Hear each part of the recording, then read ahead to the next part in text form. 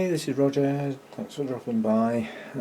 This is just a quick in-between video. I've still got videos stacked up here that I haven't flipping published yet. That spike on that Vanda's coming on nicely. That's grown over an inch since I first spotted it, so it's pushing on. And the top growth on this one just is lovely. The amount of growth, probably from here, is my growth, and it's all, you know, these are all nice leaves, so, and keeps pushing out. This one is growing at a different rate to some of the others, because I mean that's a nearly mature, that's a mature leaf, that long, that's a nearly mature leaf, that one's a half mature leaf, and it's already pushing another one out. Now, a lot of Vandas, their leaves are almost mature before the next one starts, but this one just keeps flying. This one tends to have one mature leaf, one halfway, and a new one coming. And not a sign of any spikes on that one yet. No, give them time. It's early in the season in the UK. This one again, the top... Oh, look at that. Now, I watered that yesterday, and I'm sure that wasn't there. So that's the one my daughter got me, the bright orange one, so we got a spike coming on that. This is a floriferous Vanda. And it was in bloom when I got it, which was that one. In fact, it was those two. It had two spikes on. And then last year, it put up 4 more spikes. And it's starting again. And again, this one grows lovely top growth. It really is good. Well, those are the only ones that are down at the moment, so that's all I'm going to do. I'm going to have a go at this today, this Orangusaliceae. There's a bottom leaf to come off, and until I get it off the mount, which it will probably fall off because I don't think any of those roots are attached, I'm not quite sure what I'm going to do, but I'll be in the kitchen with that one shortly. Okay, I'm going to have a go at this Orangusaliceae. I have not a clue what I'm going to do with this yet, but I know it's coming off the mount. Priority 1. This moss is old, broken down, and when I water it, it smells of mushrooms. So it's had its day. So we'll snip the back. As I say, I think it's just going to fall off the mount because I don't think the roots are attaching. And quite honestly, looking at the type of roots that it's got, I don't think they will. I may be wrong.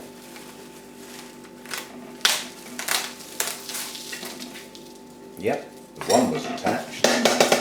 Oops, knocking stuff all over the place here. One was attached, that's a shame, because that shows that that root was alive, and there's a little tiny new growth on that root, the only one that's attached. I'm going to take that off there now, and I know lots of people think I know everything. Well, I flipping well don't. Learning all the time, and a little tip I got from Ed of Ed's Orchids, who's obviously, you know, a guy that's been growing a long time, and the longer you grow, the more experienced you get. Doesn't mean to say you get a bigger variety of orchids in your repertoire. Some people like to stick to the same types. Some people even specialise in a certain type. And we've got a guy that, member of the, well, actually I think he's chairman of the Paphiopedilum Society. That's his speciality. Yeah, I mean these are just gone. We'll get them out of the way first so that we can see the wood for the trees. Tangled up in the flipping cable, and then I'll get this lot out of the way, but these are gone and I need them gone, if you know what I mean. I need them out of the way. I need that rhizome off there. As I said, I'm still not quite sure what I'm going to do with this, but that's the bit I'm going to keep. There's a leaf that's gone there. Is it going to pull off, or am I going to have to cut it? No, it's going to pull off. Right. So I'll get the rubbish out of the way and we'll come back and we'll have a look at this. There are some things I want to try, little tests and stuff. So I'll be back. Okay, that's cleared up the mess. Several tests I want to do. I want to get some more of that rhizome off for one very obvious test, but looking at the bit I've cut, this looks clean, but as I'm going to use the big cutters, the test I want to try, thank you Ed, is the green test. If a root is green, in theory, it doesn't matter that it looks all brown and almost black and gnarly. If it's green inside, it has life in it. And this is a reluctant brancher, but it is capable of branching roots. I've deliberately left that one because, believe it or not, that is an active root. And that one looks like it might be. But I've just had an idea as to what I'm going to do with this. First of all, the whole plant is getting sprayed with the fungicide because I don't like this. It's dry and it hasn't got any worse. But as I've now disturbed it, yeah, it might be quite important to give it a dose of fungicide in case some of this gets reactivated. I don't know what it is. It looks bacterial. At some point that could have got wet and left in the cold, although that's not like me, but something got at it, top and bottom, but it looks a lot worse on the bottom of that leaf. That looks awful, but it's dry now and it's not spreading, so it's not getting any worse. Green test, that's a dead root tip, but it's a green root, so we'll give it a chance to branch. Now, I've just had the idea, now, literally, boing, light bulb, that's a broken root, okay, but it's green, so there's life in it. That's a died off one that I've snipped before, and it's definitely dead here, but not necessarily here. Alright, it is. Go back a bit more, and there we have green. So that's what Ed does. He goes back till he gets green. While I'm at it, that flower spike can come off. It's died back naturally anyway. And I've only got one real growing root tip. Now I got choices. I can remount that, yeah? And if I do that, I'm going to treat it like a Vanda, because I really cannot hydrate these newer roots properly. I just cannot do it. So if I treat it like a Vanda and dunk it in the bucket, then I can just leave it to soak until these go bright green. So that's one idea. The other idea is to stick it in a basket so that the roots go down into something, but the basket would have to be huge to accommodate that root and that root tip. So I'm going to rule that out, because then the plant would take up too much room with what it's in. So that's out the window. Let me just get the rest of that rhizome off closer to those roots. As I say, there's a reason for that. Without damaging the roots, preferably. Yay! I love it when I get a squeaky clean rhizome. I don't know why I always expect the worst. I mean, the worst is blatantly obvious, we won't mention it, but on that subject, I've got the plants that came in already infected, most of which are now gone, some of which are recovering quite nicely, quite honestly, and I am pleased. But one of the ways that it spreads, allegedly, again, this could be just old information in books from people who wrote gardening books and decided to do one on orchids when they didn't really know what they were talking about. There are some out there like that. I can see them a mile off. You know, they're the ones that say water weekly, once a week. Well, what about if your orchid doesn't need watering every week? What if it needs watering every fortnight? Because it's relatively recently repotted and hasn't got a new root system. Yet watering by the calendar is never a good idea. But it might be with your garden tubs and your fuchsias in the pots. And that's where I think a lot of this flipping information comes from. It's not really orchid specific. Be careful what you trust in books, especially old ones. Okay, so a bit of cinnamon on the end of these roots and on the end of that rhizome. And if I put that on a small amount, I'm going to be subject to moss breaking down again eventually. What about if I mount it dry with no moss on a mount that I can get in the bucket? That's the only root that's going to be a pain in the proverbial. Do I sacrifice it and take it back and hope it'll branch? It's the lowest one. Because what I'm after is to really hydrate these roots properly. And if it's on a smallish mount that I can dip in the bucket and leave there, I can properly hydrate the plant. Now it'll need a flipping good shake each time, because whereas with the Vanda, the water getting down in between the leaf joints and stuff like that really doesn't matter. Where they are, they get blasted with a circulating fan, and this one can't go up there with them. It doesn't like high light. This is a medium, almost bordering on low light Arangus. It's also one of the largest Arangus there is, and you can see it is a biggie. So I think I'm going to put that on a dry mount and then dunk the mount with the Vandas. I reckon that'll work.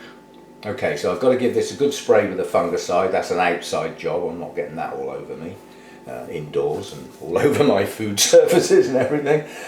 So I'll get that done, and I'll get the cinnamon on the ends and things like that, and then I'll find a mount that I know will fit in the bucket, and then we'll mount that, I think, dry. I see no reason to put moss on it if I'm going to dunk it in the bucket every day. So if it was going to go in any form of pot, then I'd be relying on whatever I potted it in to stay wet longer, you know, like that thing I've just thrown out with that broken down moss. When I water that, that stays soaking wet for 2 or 3 days. Soggy, soaking wet because of the old broken down moss. I was just holding far too much water, which is probably why a lot of the roots started to deteriorate that were in or around that moss. And the only good ones are the ones that broke free of it by pushing out from higher up the trunk. Yep, that's what we're going to do. So I'll go and sort the mount out, get it sterilised and everything, sort out my cinnamon bits, and then we'll come back and strap it on. Okay, just to show you, because I sprayed the base of that with H2O2, hydrogen peroxide, I then had to wash it off because I don't trust it to neutralise itself, and it has a burning effect. That's how it kills things. So I did run this under the tap. That's the colour they go when they're hydrated. They're just like Vanda roots, they really are, and they're big, thick, chunky roots like Vanda roots. So I think treating this one like a Vanda is going to do it the world of good. Now that's quite a small mount, but the mount is to hold the plant. It's not for the roots. If I'm now going to water this like a Vanda, it doesn't matter that they're aerial roots. I don't need them to attach. If they do, great, I suppose. If they don't, it doesn't matter. All I need to do is hold the plant in place so that it doesn't wobble around too much, and then I can just dunk that in the bucket. My worry was, I did have a thought, was the level of feed that the Vandas get, but I've changed how I feed my Vandas. They got fed with quite high feed levels last year. They didn't do bad on it, but the fertiliser that was getting used did burn some roots, especially on my species Vanda and my little Neo. I don't use that fertiliser anymore, so my worries about burning roots have gone, but basically the fertiliser I'm now using is a stronger fertiliser, yeah? So still using the TDS meter, my Vandas get fed at every watering every day.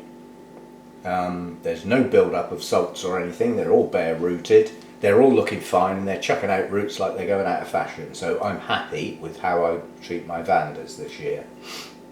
And I will be treating them differently in the winter as discussed. But all I need to be able to do is dunk this in the bucket. And I think the level of feed that's in there for those Vandas, this one will get a dunk in some plain water every now and again just to give it a flush. it's a more delicate plant than a Vanda. One of the good growers at our society had a specimen size one of these, had nearly twice as many leaves as this, and still unbeknown to that guy, he came out one morning to do his watering and looking around his plants, and his Alicei had dropped every single leaf overnight and died, and he still doesn't know why. Don't you dare do that.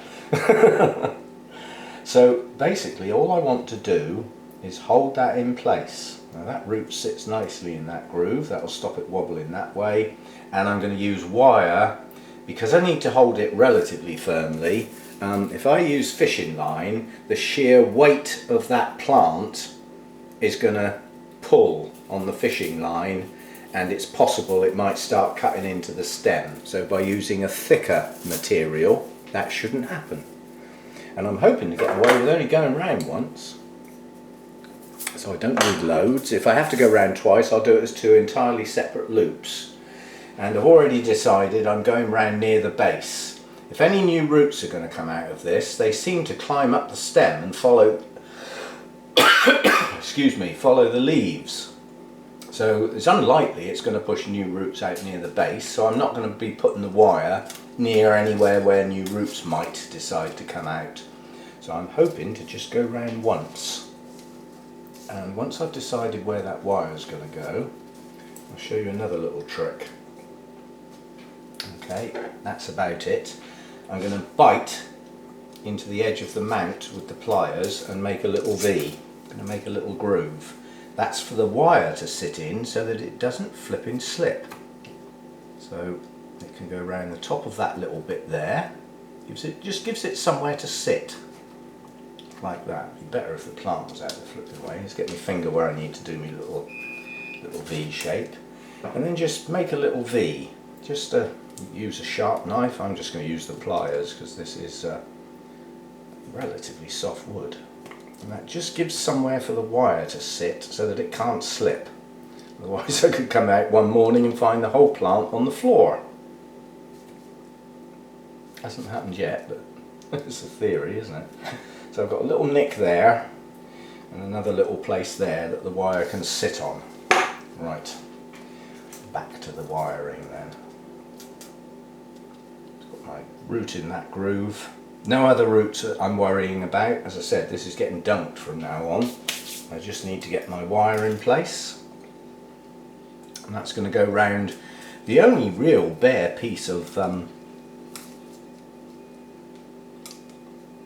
stem that I've actually got that either hasn't got a leaf on it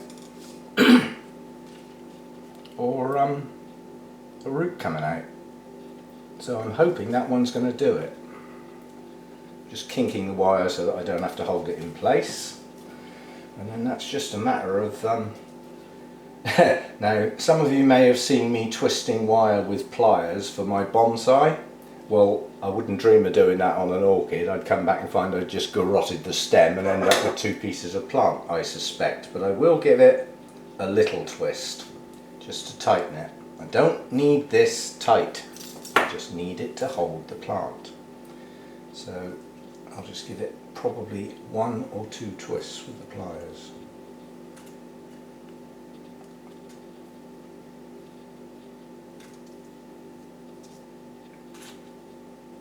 That's probably all I need. Check around the front.